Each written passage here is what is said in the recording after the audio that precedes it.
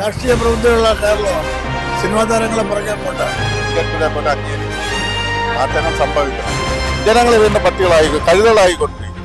ഇതെനിക്ക് പറയാം. ജനങ്ങൾ ചിന്തിക്കുമല്ലോ ഒരു മാറ്റം. BJP, UDF, LDF മാറി വന്നപ്പോൾ നമുക്ക് ഒരു മാറ്റം വേണം ചിന്തിക്കും. നിർണായകമായ ലോക്സഭാ വിധിക്ക് കാത്തിരിക്കുകയാണ് കേരളം. ഈ വട്ടമെങ്കിലും തൃശൂർ സുരേഷ് ഗോപി നേടുമോ ഇല്ലയോ? ജനാഭിപ്രായങ്ങളിലേക്ക് കടക്കാം. ചേട്ടാ, തൃശൂർ സുരേഷ് ഗോപി ജയിക്കാൻ സാധ്യതയുണ്ടോ? ചാൻസ് ഉണ്ടെന്നാണ് പൊതുവെ ഒരു ധാരണ. ഒരുപാട് പ്രവർത്തനങ്ങളൊക്കെ ചെയ്യുന്നത് സുരേഷ് ഗോപിക്ക് സീറ്റ് കിട്ടാൻ സാധ്യതയുള്ളതാണ് തൃശ്ശൂരുള്ള ആൾക്കാർക്കും പറയുന്നത്. സുരേഷ് ഗോപിക്കാണ്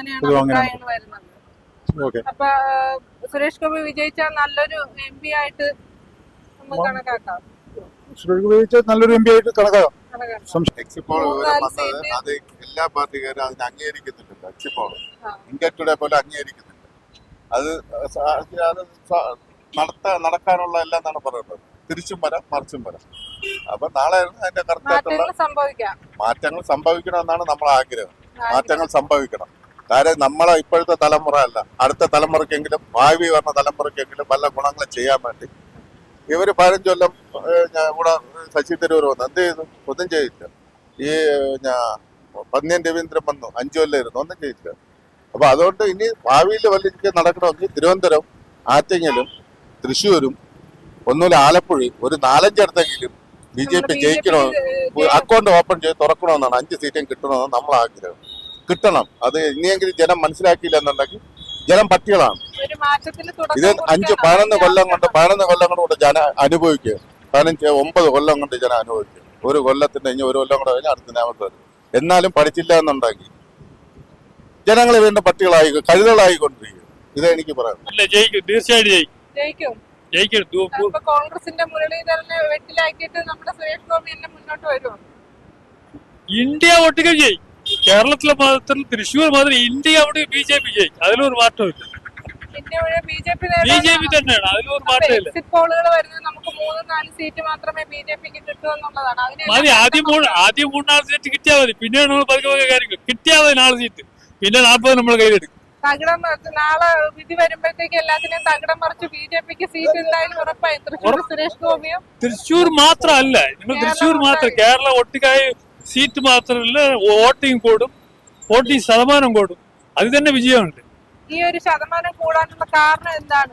ഇത്രയും നേരം ഭരിച്ച ആൾക്കാരുടെ മോശമായ ഭരണം കൊണ്ടാണോ? ദ്രോഹിക്കുന്നത് കൊണ്ടാണോ?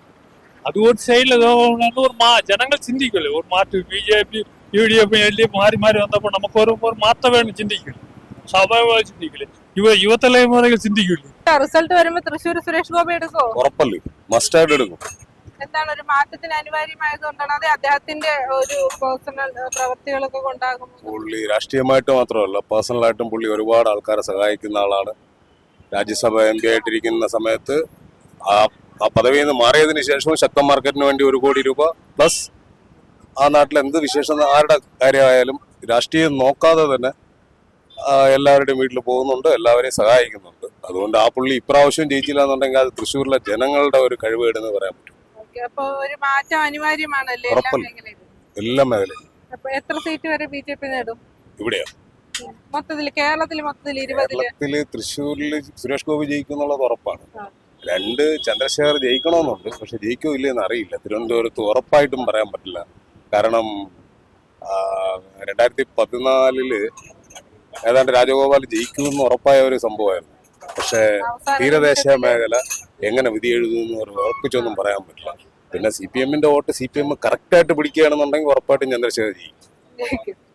CPM-ന് കഴിഞ്ഞ പ്രാവശ്യം കിട്ടിയ വോട്ട് അതുപോലെ നിലനിർത്തുകയാണെങ്കിൽ രാജീവ് ചന്ദ്രശേഖർ ജയിക്കും.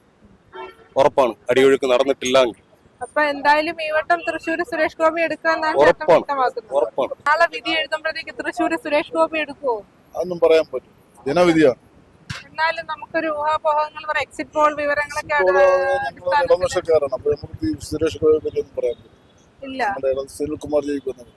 പ്രതീക്ഷിക്കുന്നത്. അപ്പൊ ഒരു മാറ്റത്തിന് മാറ്റം വന്നും പോയിരിക്കുന്നില്ല. ഞങ്ങളെ പാർട്ടി ജയിക്കുന്ന ഞങ്ങൾ പറഞ്ഞു. എത്ര സീറ്റ് വരെ ഇടതുപക്ഷം നേടും? കേരളത്തിനകത്ത് കുറഞ്ഞത് 6-7 സീറ്റ്. എന്തുകൊണ്ടാണ് ഇപ്പൊ വിജയ ശതമാനം കുറഞ്ഞു പോയത്?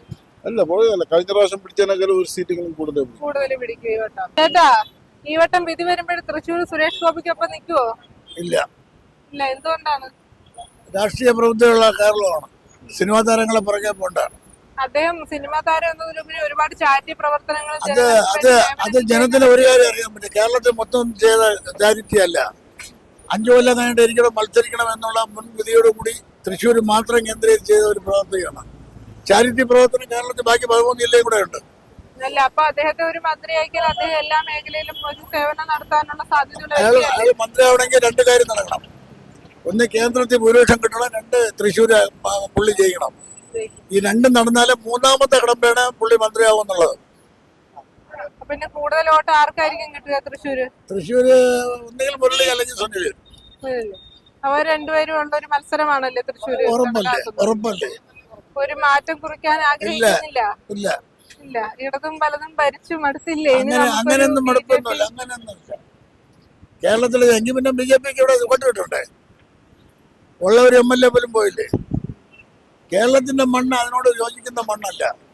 ഇടതും വലതും മാത്രമായി ഒതുങ്ങി നിൽക്കുന്നതാണല്ലേ കേരളത്തിന്റെ മണ്ണ്. BJPയുടെ രാഷ്ട്രീയം വിദ്വേഷത്തിന്റെ രാഷ്ട്രീയമാണ്, അത് മറക്കണ്ട. വാജ്പേയി സർക്കാർ ആദ്യമായിട്ട് വാജ്പേയി സർക്കാർ വന്നപ്പോൾ അതില് ആഭ്യന്തരമന്ത്രിയായിരുന്നു എൽ കെ അദ്വാനി ആഭ്യന്തരമന്ത്രിയായി 2ന്റെ അന്നാണ് ഇവിടുത്തെ EMS സംഭവരിപ്പാട് ഭരിക്കുന്നത്. ആ സംസ്കാരത്തിൽ പങ്കെടുക്കാൻ വേണ്ടി ഡൽഹിയിൽ നിന്ന് വേറെ ഒരു പ്രോഗ്രാം ഇല്ലാതെ LK അദ്വാനി തിരുവനന്തപുരത്ത് ശാന്തി കവാടത്തിൽ കൊണ്ട് പങ്കെടുത്തതാണ്. ഞങ്ങളൊക്കെ അത് കണ്ടതാണ്. അതാണ് രാഷ്ട്രീയം. വിദ്യാഭ്യാസത്തിന്റെ രാഷ്ട്രീയമല്ല. ഇപ്പം നടക്കുന്ന വിദ്വേഷത്തിന്റെ ആണ്. എന്നെ എതിർക്കുക, എന്നെ പിടിച്ചകത്തിടുക, എന്റെ നിലവിൽ ബോർഡ് വായിക്കുക, എന്നെ മാപ്പുസാക്ഷിയാക്കുക, ആ രാഷ്ട്രീയമാണ് ഇപ്പോൾ നടക്കുന്നത്. അതിനോടൊന്നും നമുക്ക് യോജിപ്പില്ല. ചിലപ്പോൾ ഞാൻ ഈ പറഞ്ഞതിന് വിരുദ്ധമായിട്ടായിരിക്കും സെൻട്രലില് BJP ആയിരിക്കും ഭരിക്കാൻ പറ്റുന്നത്. എങ്കിൽ ഇത് തന്നെയാണ് എന്റെ അഭിപ്രായം. ചേട്ടാ, നാളെ വിധി വരുമ്പോൾ തൃശ്ശൂർ ഈ പ്രാവശ്യമെങ്കിലും സുരേഷ് ഗോപി എടുക്കുവോ? സുരേഷ് ഗോപി ഒരു 70% നമ്മള് സുനിൽകുമാറാണ് ജയിക്കുന്നതാണ് നമ്മളെ ഒരു നിഗമനം. എന്തുകൊണ്ടാണ് സുരേഷ് ഗോപി ഇത്രയും ചാരിറ്റി പ്രവർത്തനങ്ങളും അദ്ദേഹം ഒരുപാട് നല്ല പ്രവൃത്തികളൊക്കെ ചെയ്യുന്നില്ല ആ ഒരു രീതിയിൽ? നമ്മള് അതായത് തൃശ്ശൂരിനെ സംബന്ധിച്ചിടത്തോളം ചാരിറ്റി ചെയ്യുന്നുണ്ടെങ്കിലും നമുക്ക് തോന്നുന്നത് എന്തായാലും ഒരു CPM അനുഭാവികളാണ് കൂടുതലെന്നാണ് നമുക്ക് തോന്നുന്നത്. തൃശ്ശൂർ ജില്ലയിലാണ്. മുരളീധരനും ചാൻസ് ഉണ്ട്, നല്ല നേതാവാണ്, ഒരു രാഷ്ട്രീയ പാരമ്പര്യമുള്ള നേതാവാണ്. സുരേഷ് ഗോപി വരുന്നുള്ളത് തോന്നുന്നില്ല. എന്തായാലും സംശയമാണ്. അപ്പൊ അവിടെ മത്സരം കമ്മ്യൂണിസ്റ്റും കോൺഗ്രസും തമ്മിലായിരിക്കും അല്ലേ? തീർച്ചയായും നമുക്ക് അങ്ങനെയാണ് തോന്നുന്നത്. കമ്മ്യൂണിസ്റ്റും കോൺഗ്രസും തമ്മിലായിരിക്കും ഒരു മത്സരം ഉണ്ടാവുക. അതായത് BJP ഒരു ഓളം സൃഷ്ടിച്ചിട്ടുണ്ടെങ്കിലും അയാള് നല്ല മനുഷ്യരാണ് സുരേഷ് ഗോപി. പക്ഷെ നാളെ നമുക്കറിയാം, നാളത്തെ ഒരു ദിവസമേ ഉള്ളൂ. ഏകദേശം 20-20 എത്ര സീറ്റ് വരെ കമ്മ്യൂണിസ്റ്റ് കോൺഗ്രസ് BJP നേടുമെന്നാണ് ഒരു പൊതുവെയുള്ള? കേരളത്തിൽ ഇപ്പോ BJPക്ക് സാധ്യതയുള്ള ഒരു മണ്ഡലമാണ് തൃശ്ശൂര്. അതില് എല്ലാ BJP പ്രവർത്തകന്മാരെ ആകാംക്ഷയോടെ വെയിറ്റ് ചെയ്യുന്നത് തൃശ്ശൂര് കിട്ടുന്നതാണ്. എന്തായാലും അവർക്ക് വിജയ സാധ്യത ഉണ്ടാവട്ടെ എന്ന് നമ്മൾ ആശംസിക്കുന്നു. അത്ര. ഏതൊക്കെ മണ്ഡലങ്ങൾ ആരൊക്കെ നേടുമെന്ന് നമുക്ക് വിധി വരും വരെ കാത്തിരിക്കാം. മറ്റൊരു വിഷയമായി കാണും വരെ നന്ദി, നമസ്കാരം.